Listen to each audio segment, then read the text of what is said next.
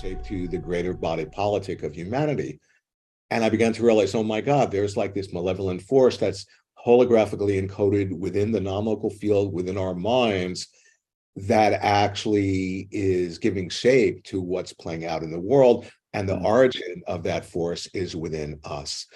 And so that's when I began. So it was like I was tracking and making maps and beginning to illumine and articulate like a higher dimensional process that every spiritual tradition or visionary artists or philosophers or thinkers, they've all been pointing at exactly this. I mean, the apocryphal text calls it the counterfeiting spirit, and it's the source of the greatest evil.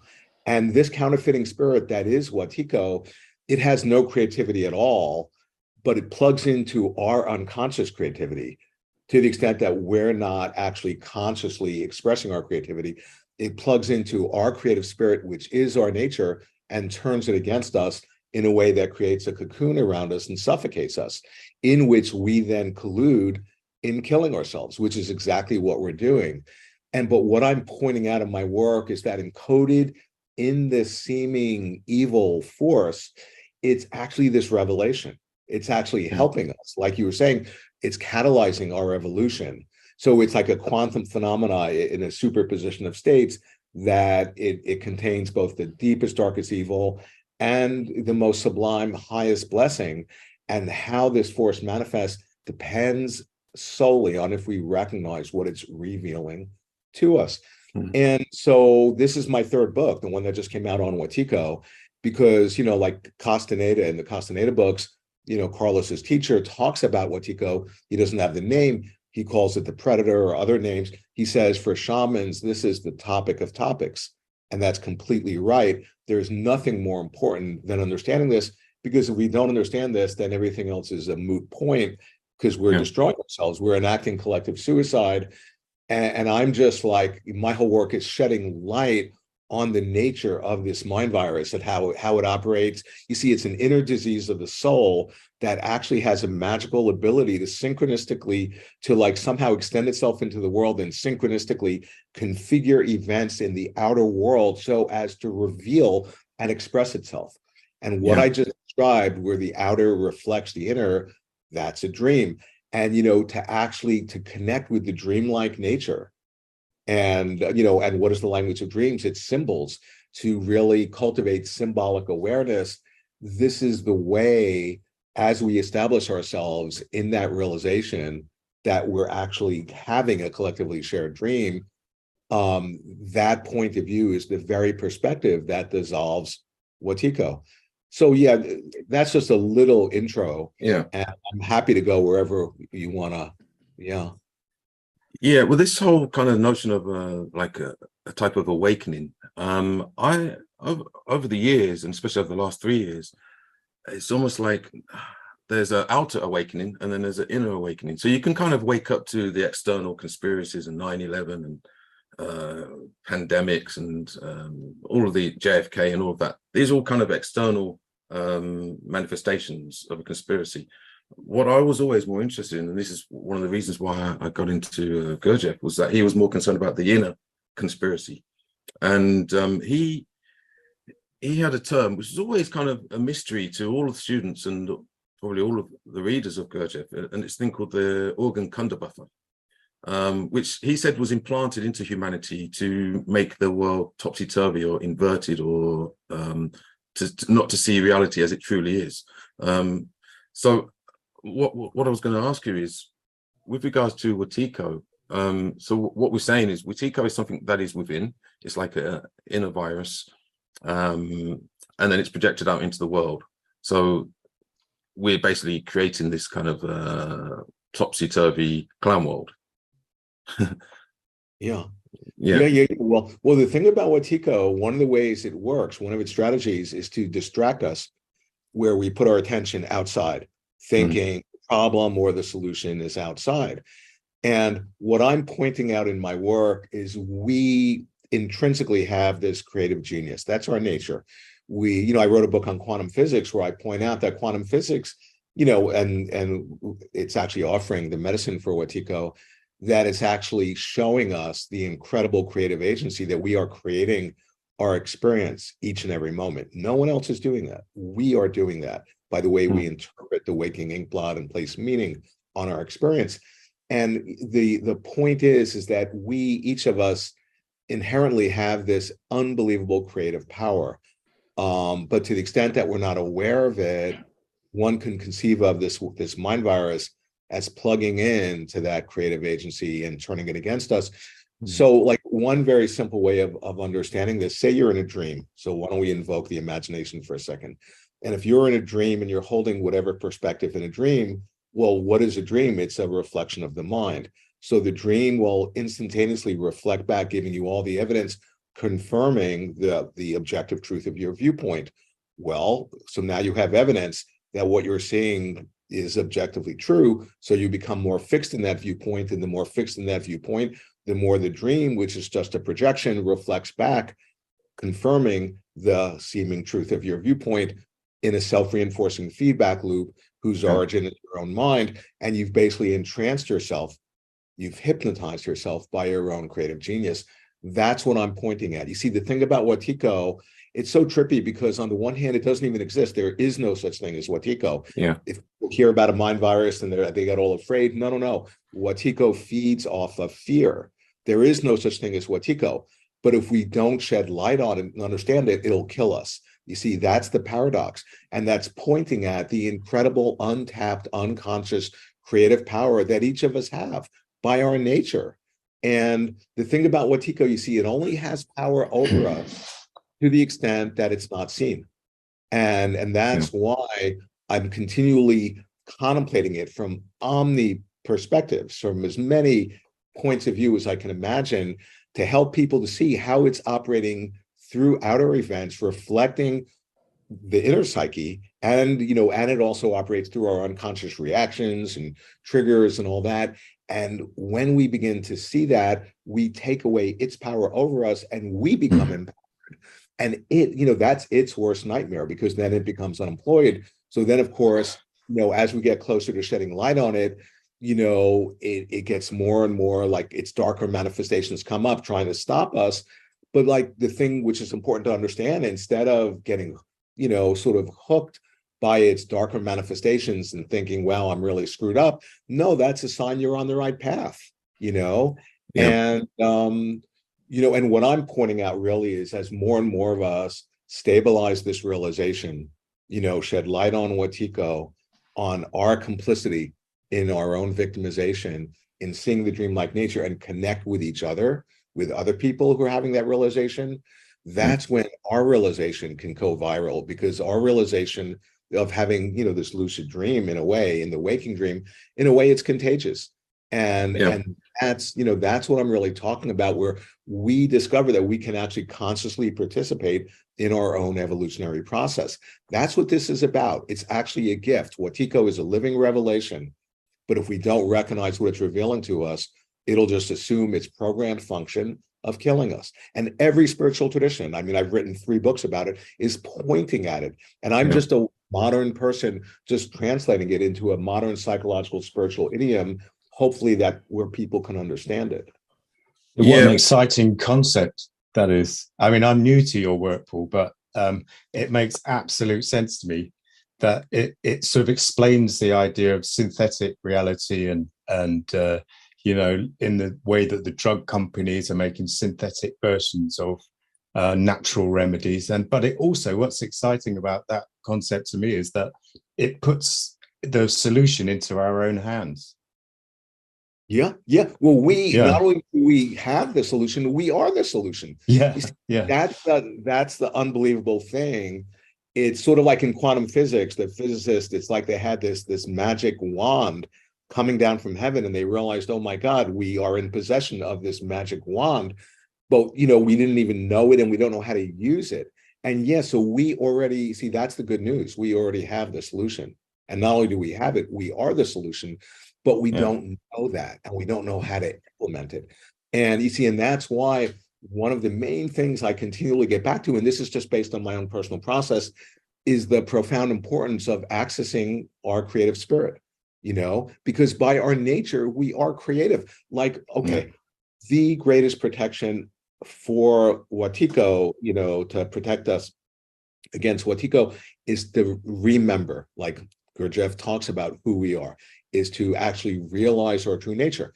Well, that's such a cliche. What in the world does that mean? And I point out, well, what is our true nature? Our true nature, by its very nature, is creative. And the more we realize our nature, the more we express ourselves and embody being creative.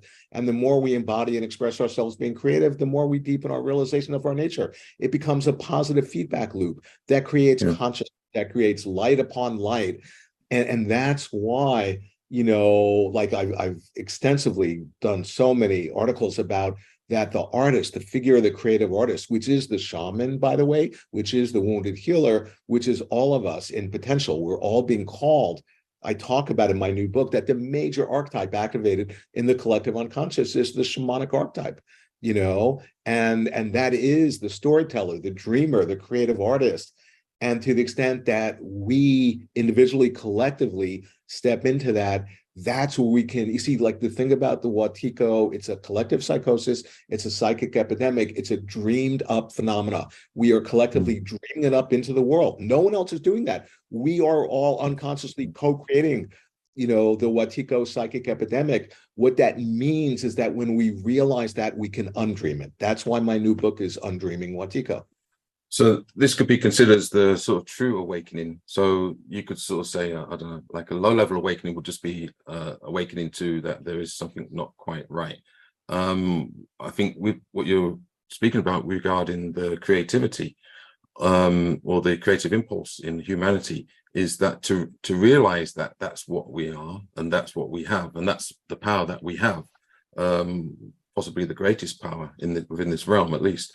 That would be the true awakening. Now, it was always said to me when I was in esoteric groups that, and this is kind of hypothetical, that if 100 people, 100 humans were able to truly wake up simultaneously, that our whole reality would change. Yeah. Now, I don't know whether 100 is a particular number or I think it's more just to stress a point. Yeah, it's a symbolic number. Like in the Bible, they talk about the 144,000, or then there's the 100th monkey phenomena. Or if you want to like bake bread, if there's enough yeast in the dough, it'll rise. It's that idea because we're all connected, through the collective unconscious. And I just want to point out, it's a known fact that psychologically speaking, the greatest poison in the human psyche is unexpressed and repressed creativity. So where people ask me, oh, how this Watiko idea, it's so abstract, on the one hand, it absolutely underlies the process of addiction and trauma, but how do I find it in myself? Well, then I would invite the person to explore their relationship to their creative process. Are you a creative person? Do you express yourself creatively each and every day?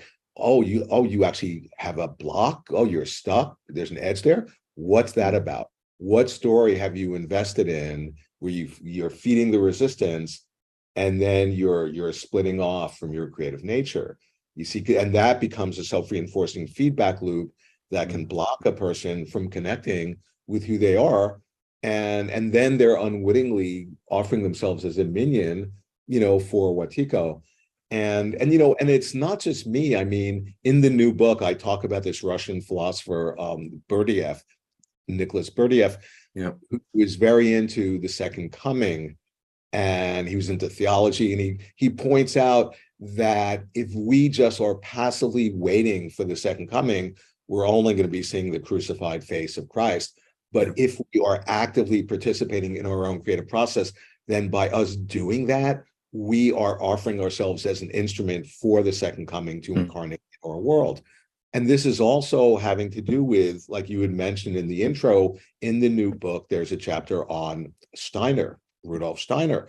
Yeah. And he was saying, he's, when all of these guys, Jung was talking about it, Steiner, Henry Corbin, Wilhelm Reich, and I talk about this all throughout my work, that what Steiner was saying was that the greatest event in this time in history, because Steiner was an incredible clairvoyant, was the incarnation of what he calls the etheric Christ.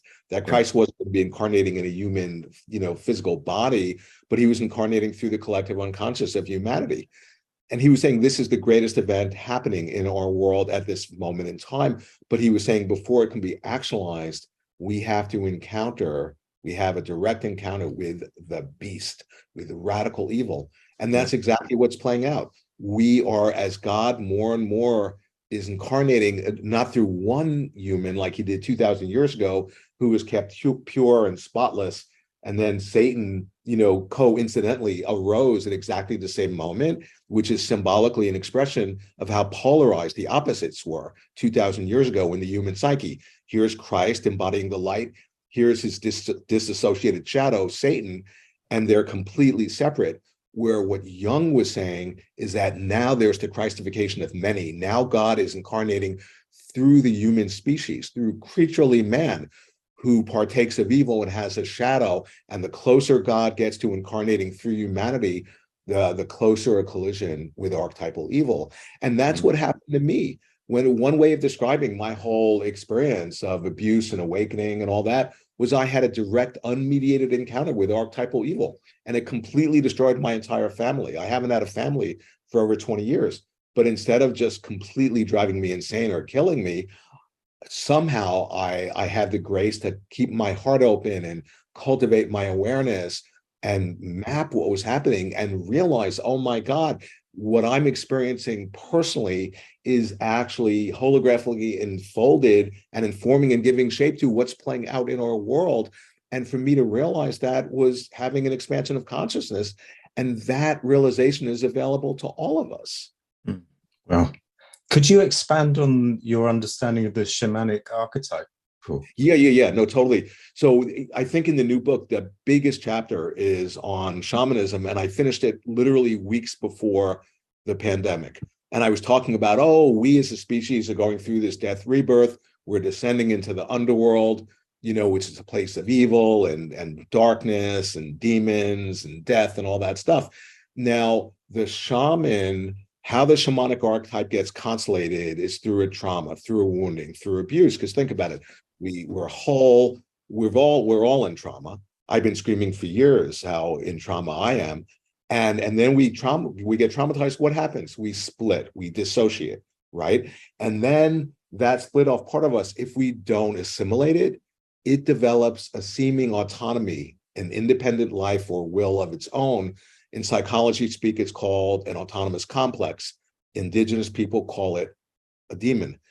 That's Watiko, okay? So the shaman gets traumatized because they split and dissociate. That constellates them going on the shamanic journey via the wings of their creative imagination to find the part of them that's locked back in the amber of time to retrieve their soul, okay?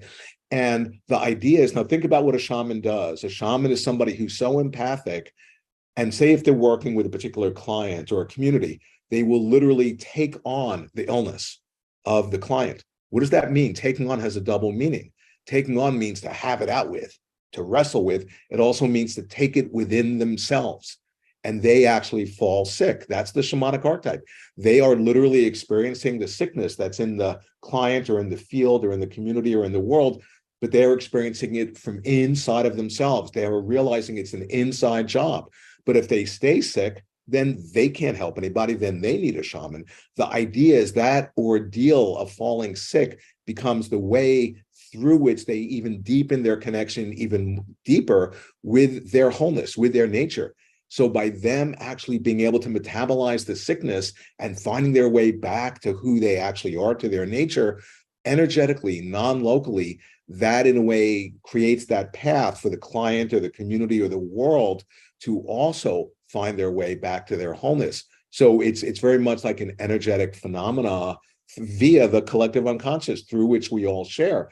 And what I'm pointing out is that Watiko is a collective psychosis. We've all dreamed up this collective madness, and it's an expression of our madness, and we've been made sick by it.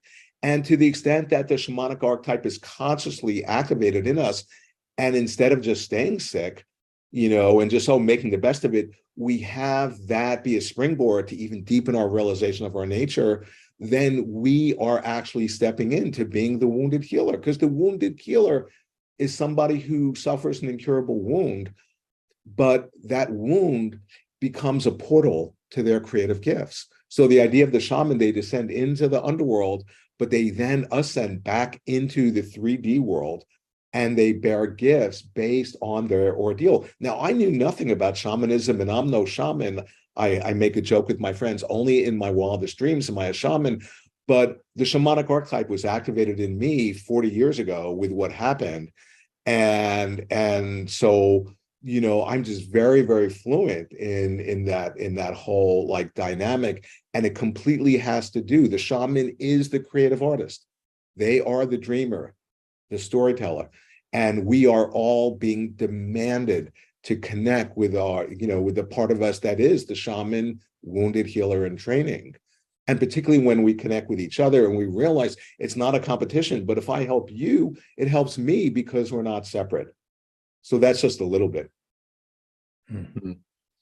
So with the advent of technology and this kind of this new world that we're heading towards with technology and things like artificial intelligence, stuff like that, would you describe that as part of what Badaev was trying to say, or Fyodor Dostoevsky? He spoke about the technological experiment into a diabolical sorcery with loss of reason, increase in sanity, and nihilistic kind of mindset.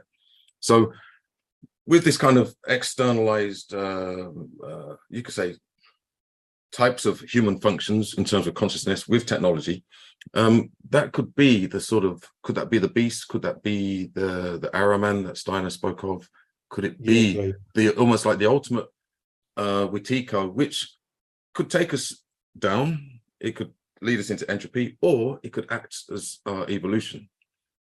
Yeah. Well, the thing which is interesting, the thing about Wetiko, it's a higher dimensional daimonic energy. And what that means, so it's an archetypal transpersonal energy. It's not just personal. What that means is that it can possess a person. And the person so possessed is oblivious, or it could possess like a whole group of people or a nation or a species.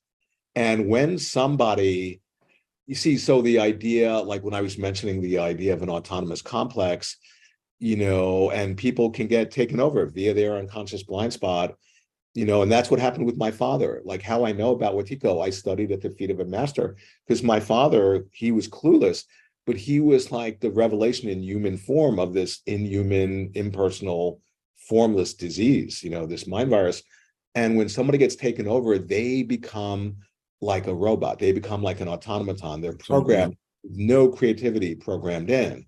And that's why, so that's the shadow side of AI, where it can just, like anything, any archetype is like this bipolar, it can good or bad, just like quantum physics, the revelations of quantum physics.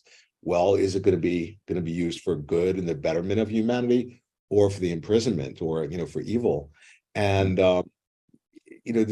this is why I'm continually pointing out the importance of compassion, of having an open heart, of really attaining the incredible status of being in indigenous cultures, they call it just being a human being who's connected with their soul, because our nature is love, is compassion.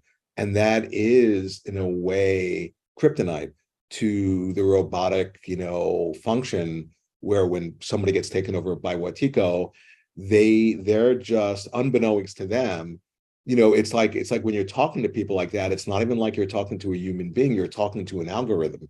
There's just conditioned program responses. They're just parroting what they've been programmed to think and say. And, just honestly, I'm sure the same with you guys. I've been so freaked out, particularly in America, the extent of the brainwashing and the asleepness of people in America, and how they've just, imbibed the Kool-Aid of the mainstream media, and they just parrot what they've been told. And they don't even realize that the perspective that they're expressing is the very perspective that the powers that be, who are, creating all the wars and the evil, that's the perspective they want people to espouse. And so then the question is like, yeah, okay, say any one of us, we awaken to whatever degree we do, and we stabilize that awakening. How do we dream it? How do we intervene in this collective dream we're having, where so many people are seemingly asleep? And that's really an open-ended question. And if I could just say one thing, like in the collected works, Jung talks about, it makes no sense. It's a terrible strategy to preach the light to people whose eyes are blind. And Watiko is a form of blindness, but it's a peculiar form of blindness that not only is blind, but actually thinks it's sighted. And not only does it think it's sighted, it thinks it's more sighted than people who actually see. So what Jung says is that instead of preaching the light to people whose eyes can't see, what about teaching the art of seeing? And I talk about this in my book. Well, how do you even do that? What does that mean? It's a very open-ended question. Yeah.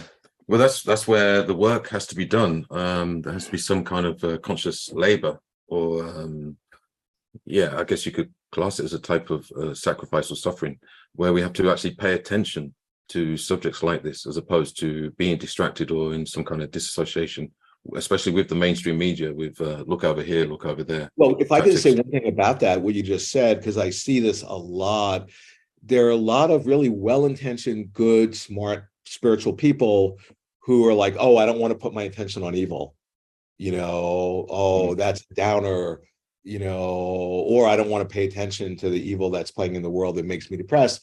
And I get that. And if we focus too much on Watiko, on evil, then we're feeding it. But here's the thing, if we turn a blind eye towards it and we're avoiding relationship with a part of ourselves, that turning a blind eye, becoming like an ostrich, that is Watiko.